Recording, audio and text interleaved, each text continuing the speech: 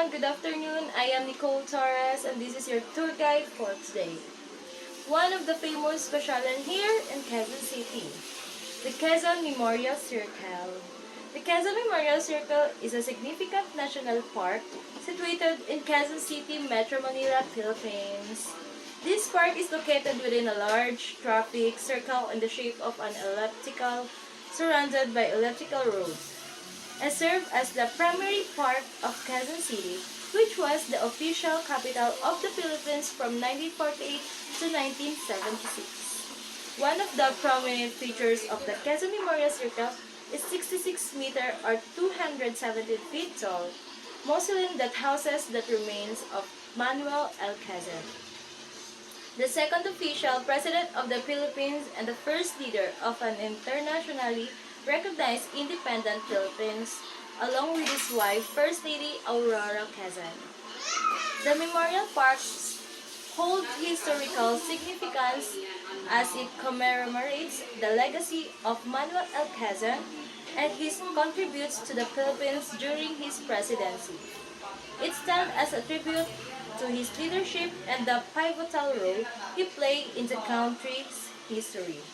The park's serene surroundings and the grandeur of the mausoleum make it a notable landmark in Quezon City, attracting visitors and locals alike to learn about the rich and heritage of the Philippines.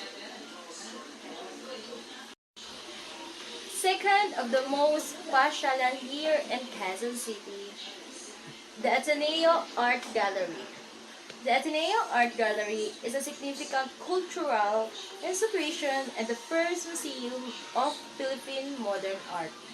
It is located at the ARIT, which is Ateneo de Manila University's Creativity and Innovation Hub.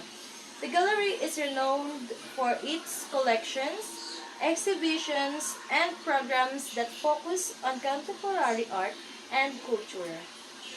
Established in 1960, the Ateneo Art Gallery played a crucial role in showcasing works by key Filipino post-war artists, highlighting their contribution to the art scene in the Philippines. The gallery hosts a variety of exhibitions, events, and programs that aim to promote and celebrate the richness of Philippine art and cultural heritage. Visiting the Ateneo Art Gallery, providing an enriching experience for art enthusiasts, students, and the general public, offering a glimpse into a vibrant world of Philippine modern art. It serves as a platform for artistic expression, creativity, and cultural exchange, contributing to the preservation and appreciation of the country's aesthetic legacy. Third of most famous pasyalan here in Quezon City, the La Mesa Eco Park.